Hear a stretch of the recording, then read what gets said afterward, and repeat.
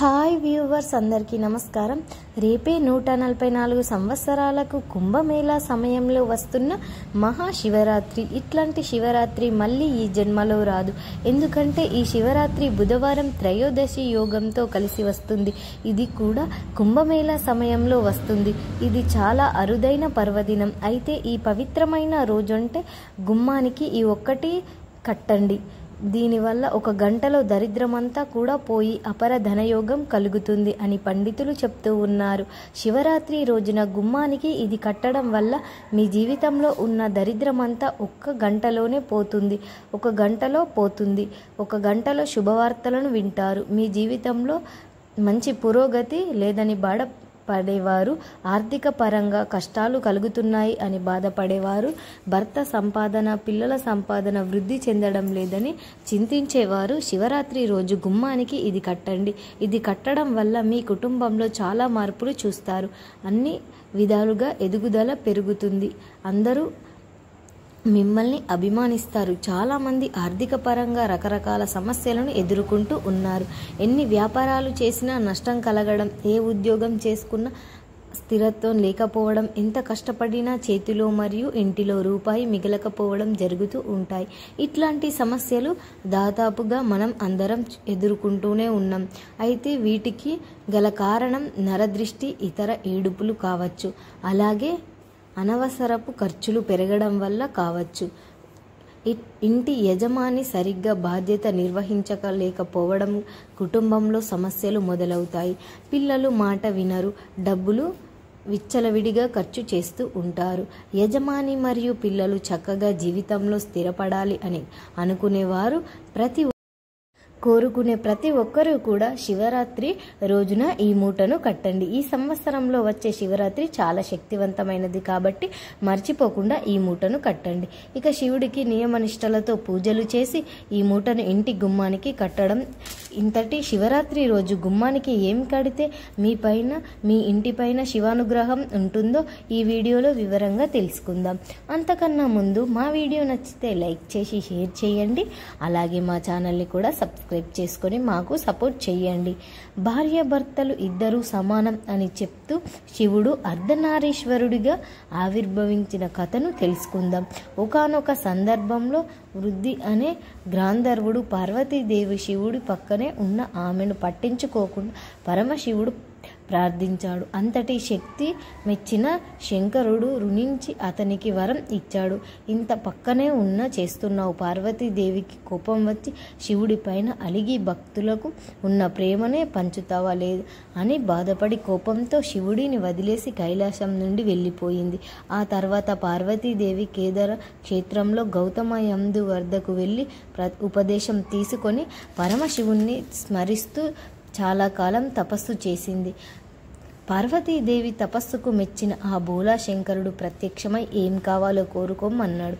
అప్పుడు పార్వతీదేవి, నేను నీ పక్కన ఉన్న నన్ను పట్టించుకోవడం లేదు కాబట్టి నీలో సగభాగం కావాలి అని అడిగింది. అందుకు ఒప్పుకున్న శివుడు వెంటనే తన అర్ధ భాగంలో పార్వతికి తనను సగభాగాన్ని ఇచ్చాడు. అప్పటి నుంచి భార్యాభర్తలు ఇద్దరు సమానం అని చెప్తే అర్ధనారీశ్వరుడుగా ఆవిర్భవించాడు అని పురాణాలలో చెప్పబడింది. ఇక వీడియోలోకి వస్తే, హిందువులు జరుపుకునే పవిత్రమైన పండుగల్లో మహాశివరాత్రి ఒకటి. మన హిందూ క్యాలెండర్ ప్రకారం కొన్ని ప్రాంతాలలో మాఘమాసంలో మాఘ బహుళ చతుర్థి నాడు, మరికొందరి ప్రాంతాలలో పాల్గొన మాసంలో కృష్ణపక్షం యొక్క చతుర్థి తిథిన ఈ పండుగను జరుపుకుంటూ ఉంటారు. ఈ రోజున ముక్కోటి దేవతలు సన్నిహితుడై శివుడు భక్తి శ్రద్ధలతో ఆదరిస్తే కోరిన కోరికలు కూడా తీరుస్తాడని భక్తులందరి నమ్మకం. ఈ జగత్తును పాలించే పరమశివుడికి ఎంతో ప్రీతికరమైన రోజు మహాశివరాత్రి. నీలకంఠుడిగా, బోలాశంకరుడిగా, ఈశ్వరుడిగా, అభిషేక ప్రియుడిగా, రాజేశ్వరుడిగా భక్తులచే పిలువబడుతూ ఎన్నో పూజలు అందుకుంటున్న మహాశివరాత్రి రోజున మహాలింగ రూపంలో శివుడు ఉద్భవించాడని చాలామంది నమ్ముతూ ఉంటారు. ఈ పవిత్రమైన రోజున ఈశ్వరుడు తన దర్శనం ద్వారా విశ్వమంతటి దివ్యమాసం చేసిన ఈ సమయంలో అస్సలు నిద్రపోకూడదు. రాత్రంతా జాగరణ చేసి మేల్కోవడం మంచి ఫలితాన్ని ఇస్తుందని పండితులు చెప్తూ ఉన్నారు. పురాణాల ప్రకారం మహాశివరాత్రి రోజున 14 లోకాలలో ఉండే పుణ్యతీర్థాలు అన్ని దివ్య మూలిలతో ఉంటాయి. అందుకే ఈ పవిత్రమైన రోజున ఉపవాసం ఉండి ఒక విల్వ పత్రాన్ని పరమశివుడికి సమర్పించాలని శాస్త్రాలు చెప్తూ ఉన్నాయి. అంతరం మహాశివరాత్రి రోజున పరమశివుడిని ఆలయంలో జరిగే పూజలలో పాల్గొని సిరి సంపదలు కలుగుతాయని వేద పండితులు చెప్తూ ఉన్నారు. ఇది ఇలా ఉండగా పురాణాల ప్రకారం కైలాస పర్వతం మీద పార్వతీ పరమేశ్వరులు శనియాతల ఉన్నప్పుడు అప్పుడు పార్వతీదేవి శివుడితో అన్ని వ్రతాలలో ఉత్తమమైన వ్రతం ఏమిటి అని అడగగా అప్పుడు పరమశివుడు శివరాత్రి వ్రతం అన్ని వ్రతముల కన్నా ఉత్తమమైనది అని జవాబు ఇవ్వడంతో పాటు ఈ వ్రతం యొక్క విశిష్టతను తెలియజేశాడు. ఈ వ్రతాన్ని మాఘ బహుళ చతుర్థి నాడు మాత్రమే అనుసరించాలి అని తెలిసిన వెంటనే ఈ వ్రతాన్ని ఒక్కసారి చేసిన యముడి బారి నుండి తప్పిస్తానని విముక్తి పొందిస్తానని వివరించారు. అయితే ఇంతటి శక్తివంతమైన రోజున మన కష్టాలను తీరాలని ఈ పరిహారం చేసినా మనకు శుభ ఫలితాలే కలుగుతాయి. శివరాత్రి రోజు ఉదయం కానీ సాయంత్రం కానీ మీ ఇంటి గుమ్మానికి ఇది కట్టండి. శివుడి చక్కగా పూజలు చేసిన తర్వాత ఆ మూటను కట్టాలి. మన హిందువులు గుమ్మానికి చాలా ప్రాధాన్యతను ఇస్తారు. ఏ పండుగలు వచ్చినా గుమ్మాన్ని చక్కగా అలంకరించి పూజలు చేస్తారు. గుమ్మానికి మామిడి తోరణాలు కడతారు. ఇలా గుమ్మానికి తోరణాలు కట్టడం వల్ల ముక్కోటి దేవతలను ఆహ్వానం పలికినట్లు అవుతుంది. మన ఇంటిలో అదృష్టం రావాలి అన్న, దరిద్రం ప్రవేశించకూడదు అన్న ప్రధాన గుమ్మం యందు ఉంచే ఇట్లాంటి ప్రధాన గుమ్మానికి శివరాత్రి రోజు ఈ మూటను కట్టండి. శివుడికి చక్కగా పూజ చేసిన తర్వాత ఒక పసుపు రంగు వస్త్రాన్ని తీసుకోండి. వైట్ క్లాత్ తీసుకొని దాంట్లో ఇంట్లో శివలింగం ముందు లేదా శివపటం ముందు పెట్టండి. అందులో గుప్పెడు నల్ల నువ్వులను వేయండి. నల్ల నువ్వులు ఈ పరిహారానికి బాగా ఉపయోగపడతాయి.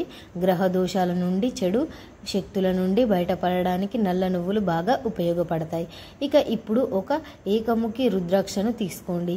శివుడికి ఇష్టమైన వాటిలలో ఏకముఖి రుద్రాక్ష ఒకటి పూజా స్టోర్లో దొరుకుతుంది. ఈ ఏకముఖి రుద్రాక్షను తీసుకొని వచ్చి దానికి విభూది రాయండి. విభూది పేస్టు రుద్రాక్షకు బాగా రాశాక ఆ రుద్రాక్షను నల్ల నువ్వులపై పెట్టి ఉంచి మీ సంకల్పం చెప్పుకోండి. మీకు ఉన్న సమస్యలను, మీరు ఎదుర్కొంటున్న సమస్యలను చెప్పుకోండి. ఇక అన్ని కోరికలు చెప్పుకొని రుద్రాక్షను నువ్వులపైన పెట్టి ఇలా ఒక మూటలాగా చుట్టి దానికి ధూపం చూపించండి.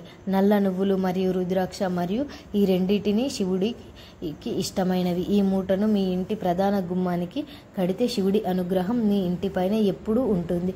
ఇట్లాంటి నెగిటివ్ ఎనర్జీ మీ దరి చేరదు, మీ ఇంటిపైన ప్రభావం చూపవు. రుద్రాక్ష ఇంటి గుమ్మానికి కట్టడం వల్ల మీకు మరియు మీ కుటుంబ సభ్యులకు శివ అనుగ్రహం చాలా సులభంగా లభిస్తుంది.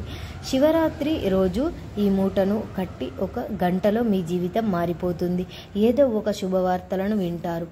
మన గ్రంథాల ప్రకారం రుద్రాక్షను పూజించడం వెంటనే శివుడు ప్రసన్నుడు అవుతాడు. కానీ ఏక రుద్రాక్ష శివుడికి రూపాన్ని కలిగి ఉంటుంది.